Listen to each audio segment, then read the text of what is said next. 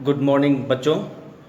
आज हम आप लोगों के लिए कुछ तैयार करके लाए हैं जो एग्जामिनेशन पॉइंट ऑफ व्यू से बहुत ही इम्पोर्टेंट है, जो अक्सर एग्ज़ामों में आपको पिछले 4-5 साल से अक्सर इस तरह का क्वेश्चन पूछा जाता है और 100% चांस है कि इस बार भी इस तरह के क्वेश्चन आएंगे, सिर्फ डिजिट चेंज कर सकता है। तो बच्चों शुरू से लेके अंत तक इस वीडियो को ध्यान से देखिए और मैं एक एक क्वेश्चन को बता रहा हूँ जो एकदम हर 100% चांस है कि हर बार एग्जाम में पिछले कई वर्षों से पूछता है। मैं इसे एनालिसिस करने के बाद और इस पे अपने एक्सपीरियंस बेसिस पे आपको ये क्वेश्चन बताने जा रहा हूँ। तो चलिए बच्चों, टाइम को वेस्ट नहीं करते हुए सीधे क्वेश्चन पे आते हैं। पहला नंबर क्वेश्चन जो है बोर्ड पे में लिखा हुआ हूँ, उसको ध्यान से पहले देखिए।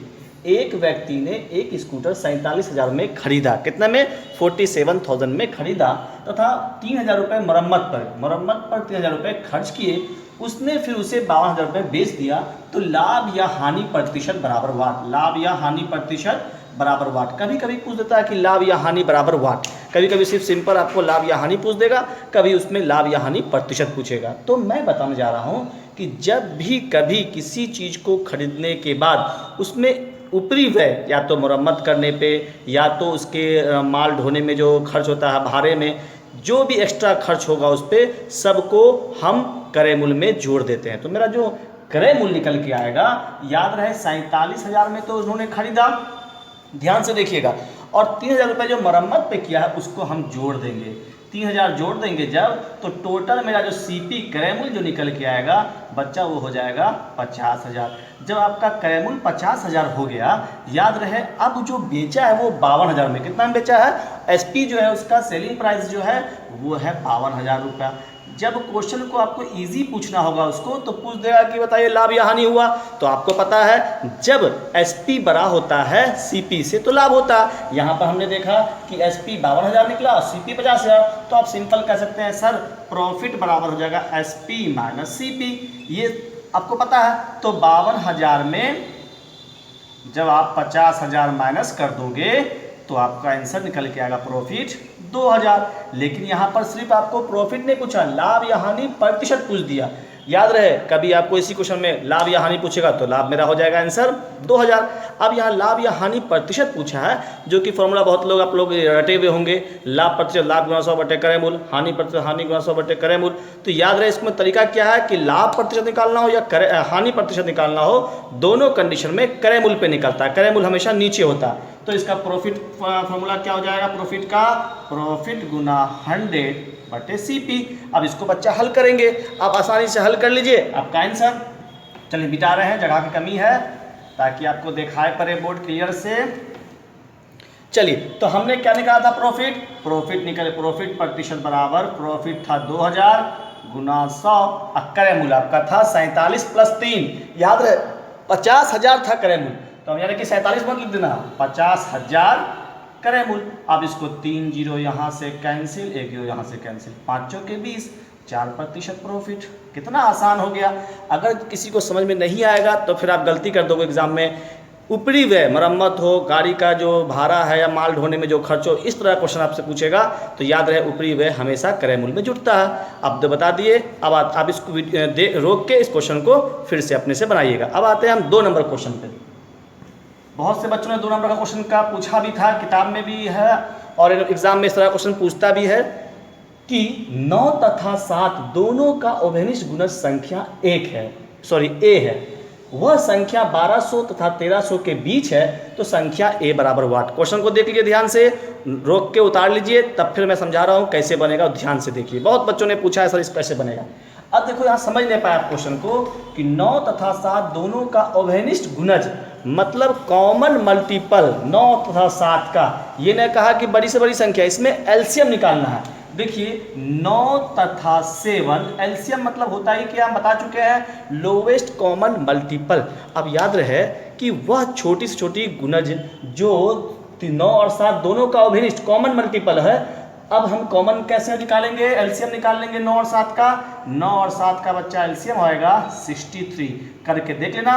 अब ये अभाज्य संख्या दोनों 7 9 दोनों का निकालिएगा, जब कॉमन एलसीएम निकालिएगा 63 आ गया।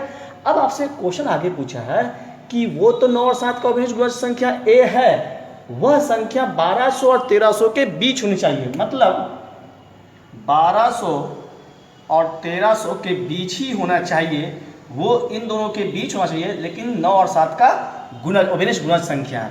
तो याद रहे 63 को अगर आप 10 से मल्टीप्लाई करते हैं तो जो कि 630 होता है, जो कि इसके बीच में तो नहीं है। फिर अगर हमने इसको 2 से मल्टीप्लाई कर दिया तो ये हो जाएगा 1260, 3 दूना 6, 6 दूनी 12, 1260। देखो 1260 को आप चेक कर लेना, जो 9 से भी डिविजिबल है और 7 से भी डिविजिबल है, जो कि 1200 और 1300 के बीच भी है। तो इसको तो हम ऑप्शन से ही बना सकते हैं, ऑप्शन में दिया रहेगा मैंने, लेकिन फिर भी तरीका आपको बता दिया है। अब इस वीडियो को रोक के 2 नंबर भी बनाइएगा और अच्छा से ध्यान से देखिए। अब हम आएंगे 3 नंबर पे, एकदम ध्यान से एक मतलब अंत तक देखिए, बहुत ही इंपॉर्टेंट क्वेश्चन है। और अक्सर ये आप जब सेट बनाने बैठिएगा तो इस तरह का क्वेश्चन अक्सर आपको हर सेट में मिलेगा। तो आइए बच्चों अब 3 नंबर चलते हैं। इसको जोड़ना था, है तो बहुत आसान कि 10 दशमलव वाला जोड़ है 7.7 7.777 7.777 7.777, यहाँ पर एक 7 और था। अब बताइए जोड़ने का तरीका, जरा सा अगर पॉइंट आपको बैठाने में गलती कर गए जोड़ने में तो ऑप्शन नंबर फर्स्ट में ही रहता है, और बहुत से बच्चे फर्स्ट नंबर ऑप्शन मार के आ जाते हैं, उनको लगता है हम तो सही बनाए, और एक एक नंबर से आपका सिलेक्शन होने से रह जाता है। इसलिए ध्यान से देखिएगा, इसको जोड़ने का तरीका बता रहे हैं। आप ध्यान देना, 3 नंबर बता रहे हैं कि सबसे पॉइंट के पास मैक्सिमम कितने अंक गया है, 4 अंक। तो मैक्सिमम पहले बड़ी संख्या को ले लेंगे, मैक्सिमम जो पॉइंट गया है 7.77777 दे दिए, और सब में ऐड करना था, इसमें कुछ टेंशन ही नहीं है, सबको जोड़ना है।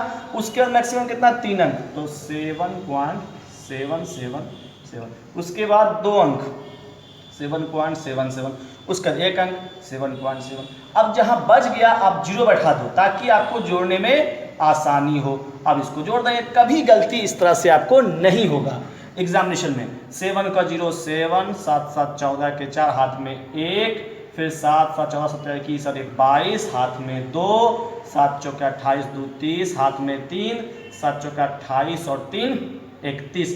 क्या अंक के बाद ऐसे बैठेगा, 4 अंक, तो 4 अंक के बाद तो 31.0247 मेरा आंसर 3 नंबर का।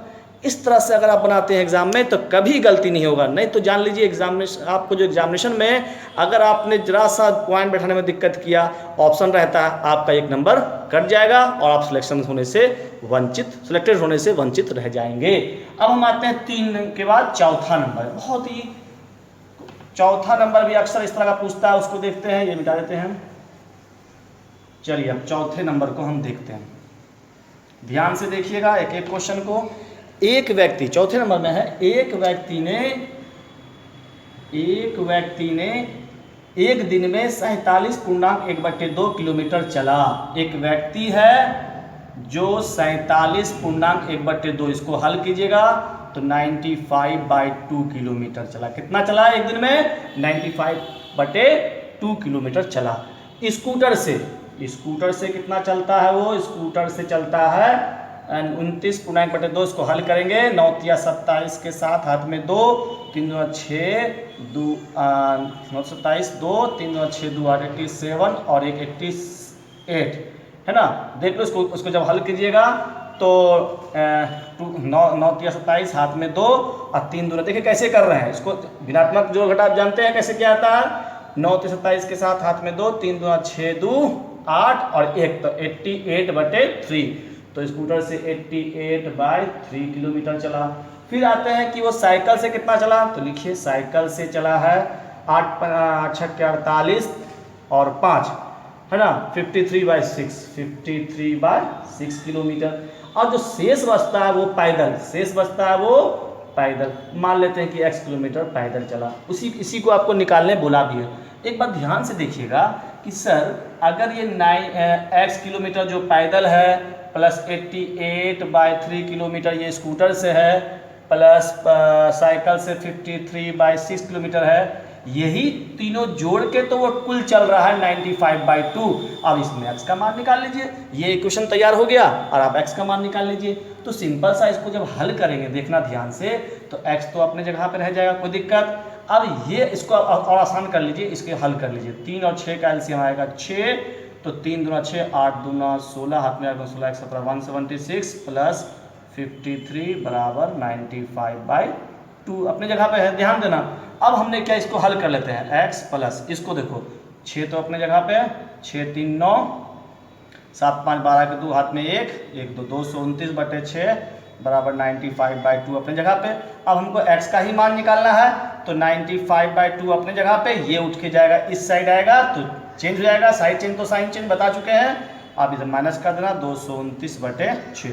अब इसको हल कर लेना, 2 और 6 कैल्शियम 6। एकदम आसान, अपना धीरे धीरे थोड़ा सा तेज़ी में इसलिए भी चल रहे हैं कि वीडियो लंबा हो जाएगा, तो आप इसको रोक रोक के फिर से बनाना, हम तरीका बता रहे हैं, आप इसको आराम से बनाना रोक के। तो 2 और 6 कैल्शियम 6 आ जाएगा, 2 तिहाई 6, अब 5 5 तिया 15 हाथ में 1 9 तिया 27 और 1 28 285। देखो ठीक है, 5 तिया 15 हाथ में 1 9 27 1 28 माइनस 229। अब घटा दो, 15 8 15 में से 9 गया, 9 6 15, यहाँ बच गया कितना बच्चा 7, 7 में से 2 गया 5 और ये 56/6। अब इसको हल कर लेना, 2 तिहाई 6 2 दूनी 4 2 28/3 किलोमीटर चला पैदल। कितना, थोड़ा कैलकुलेशन था, सिर्फ कैलकुलेशन है, इसको रोक रोक के वीडियो को क्वेश्चन देख लेना। अब फिर से बनाना, ये क्वेश्चन भी एग्जाम में पूछा गया है। अगर जिसका कैलकुलेशन अच्छा होगा, भिन्न का जोड़ घटा जानता होगा, भिन्नात्मक संख्या अगर संख्या में पढ़ लिया होगा अच्छा से, तो उसका आसानी से बनेगा। सिर्फ मैं तरीका समझा रहा हूँ कैसे इसको हल किया जाता है, स्टेप बाय स्टेप प्रोसेस से। अब आते हैं लास्ट 5वां नंबर, ध्यान से देखना। 5वां नंबर भी अक्सर क्वेश्चन आपको सेट जब बनाने लगिएगा अब मिलता है, और 100% चांस है कि हर बार पूछा है तो इस बार भी पूछेगा ही।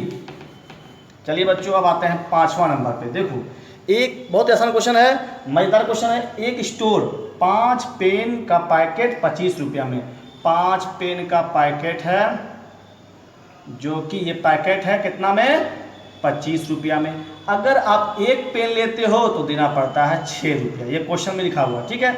तो एक बच्चा को लेना है 27 पेन, कितना लेना है 27 पेन, तो बताइए वो कितना रुपया देगा, ठीक है।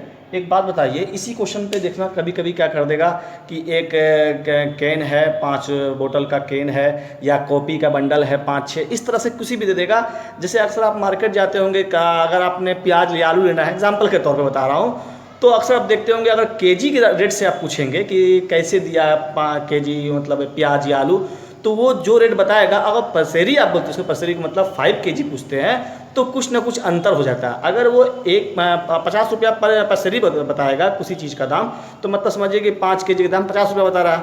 आप उसी में बोल दिए हमको 1 केजी लेना है, तो वो बोल देगा 12 रुपया, जो कि 12 पंजे 60 हो जाता है।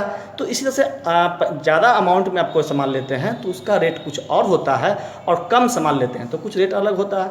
इसी तरह से इसी बेस पे ये क्वेश्चन है कि अगर एक बंदा 5 पेन लेता है तो 25 रुपये देना पड़ता है, और एक पेन लेता है तो 6 रुपया। अगर सिंगल लेगा तो 5 पेज का 5 जो पेन है 6 पंचे 30 होना चाहिए, जो कि 25 हो रहा है, तो मतलब कि पैकेट लेने में फ़ायदा है।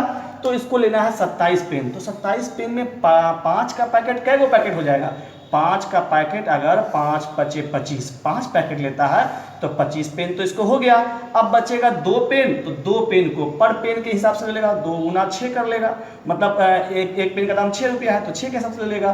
तो 5 पैकेट को लिया है किस रेट से, 25 का रेट से, क्योंकि एक पैकेट का दाम 25, तो 5 गुना 25, अब प्लस 2 पेन जो और बच गया था, 2 पेन को तो 6 के रेट से लेगा, तो 2 गुना 6 कर लेंगे, 25 पंचे 125 और प्लस 6 दूनी 12, दोनों को जोड़ दो 731, ठीक है, 137 रुपया आपको देना पड़ेगा। देखो इस तरह का क्वेश्चन अक्सर पूछता है, आप इस वीडियो को रोक के आसानी अपना धीरे धीरे से फिर से देखिए, और बहुत ही मेहनत से तैयार किया गया ये वीडियो है। 5 क्वेश्चन को फिर से घर पे बनाइए, और आशा करता हूँ कि आप घर में होंगे, स्वस्थ होंगे, मस्त होंगे और अपने परिवार के साथ होंगे। तो इसी साथ मैं एक चीज़ और बता देना चाहता हूँ कि ये जो यूट्यूब चैनल है मेरा, ऐसे नवोदय क्लासेस, अब तक जिन्होंने सब्सक्राइब नहीं किया है वो सब्सक्राइब कर लें, और नवोदय कोचिंग के ऑनलाइन क्लास में ज्वाइन करने के लिए कॉन्टैक्ट नंबर दिया हुआ है 9934788703, इस पर संपर्क करेंगे और आपको सारी इन्फॉर्मेशन दी जाएगी। चलिए बच्चों, आज के लिए इतना काफ़ी है। Stay home, stay safe. Thank you.